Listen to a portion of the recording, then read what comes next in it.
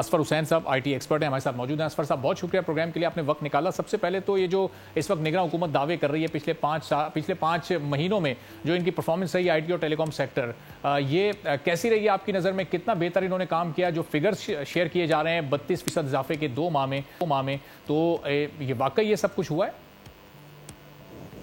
जी बिल्कुल, ये फिगर्स भी हैं और सबसे इम्पोर्टेंट बात यह है कि एक SIFC के क़याम के बाद एक डायरेक्शन और मिली है कि तमाम स्टेक होल्डर्स मिलकर काम करेंगे, जिसमें आईटी को एक अहम सेक्टर बताया गया है और हम जानते भी हैं आईटी की क्या अहमियत है। इसमें एक गौर करने वाली एक और बात है और हमें वहाँ वो क्रेडिट देना भी चाहिए। डॉक्टर उमर सैफ का एक ऐसा तजुर्बा रहा है जिसमें हम देख सकते हैं कि पंजाब में आईटी बोर्ड हो या हो या जैसे अभी NICs जो इग्नाइट की मिनिस्ट्री ऑफ इदारा है उसके तहत सेक्टर के क़याम हो, रोजगार हो, फ्रीलांसर्स के लिए पॉलिसीज हो, क्योंकि ये तसलसल से काम हो रहा था। पहले एक तजुर्बा भी था मिनिस्टर साहब का, इससे बहुत ज़्यादा इम्पैक्ट आया है और फिर स्टेक होल्डर्स को सबको साथ लिया गया है। खासतौर पे जैसे एसोसिएशन आशा की एक बहुत अच्छी नुमाइंदगी है, उनके सजेशंस को माना गया है। खासतौर पे एक्सपोर्ट से रिलेटेड जो चैलेंजेस थे, जिसमें आपकी एक सबसे बड़ी रिक्वायरमेंट ये थी कि वो होल्ड करना चाहते थे अपनी करेंसी को डॉलर्स में, वो भी अलाउ किया गया था 35%, 50% से 35%। तो ये सारे इकदाम ऐसे थे जिसकी वजह से हुकूमत को बैकिंग भी मिली प्राइवेट सेक्टर की और आप ग्रोथ भी देख रहे हैं इसी वजह से कि एक कंटिन्यूएशन भी थी और एक डायरेक्शन भी थी।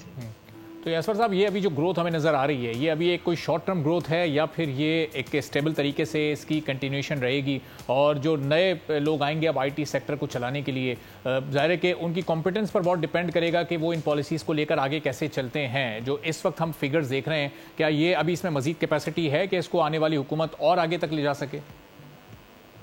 जी, स्कोप बहुत ज़्यादा है। जब भी ये अभी आप 10 अरब का हदफ कह रहे थे, 10 अरब से पहले 5 अरब भी हैं और हमें आहिस्ता आहिस्ता करके हम ग्रोथ देख रहे हैं। दायरा 2.5 से 3 अरब की इंडस्ट्री है, उसको कितना ग्रोथ चाहिए? तो ग्रोथ तो बहुत सारी है, एस्पेक्ट्स पे काम होना है और ख़ास तौर पे अगर आप देखें जो फ्रीलांसर्स हैं उनका रोल बहुत इंपॉर्टेंट है इसमें, सॉफ्टवेयर हाउसेस का रोल बहुत इंपॉर्टेंट है, स्टार्टअप जो खासतौर पे ऐसे प्रोडक्ट्स बना रहे हैं जो मुल्क से बाहर जिनकी मांग है उनका बहुत इसमें खास तौर पे अमल दखल है। तो इसमें ज़ाहिर गुंजाइश भी बहुत ज़्यादा है और पॉलिसीज़ में यही इंपॉर्टेंट है कि आप एक स्टेबिलिटी दें। जो दूसरी पेमेंट्स के मसाइल थे वो भी काफ़ी हद तक बेहतर हुए हैं। गेटवेज अभी भी कुछ इंटरनेशनल गेटवेज आने हैं पाकिस्तान में, लेकिन जो अभी कुछ काम कर रहे हैं उनमें भी तेज़ी आई है।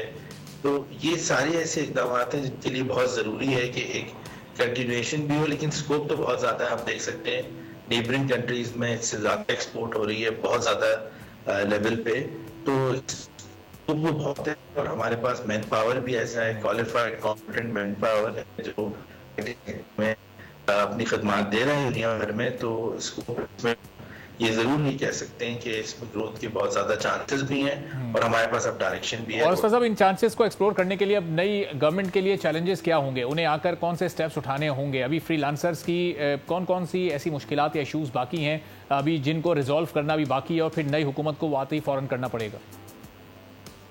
देखिए, वो एक सर्विस प्योर है यहाँ पे, लेकिन नहीं है।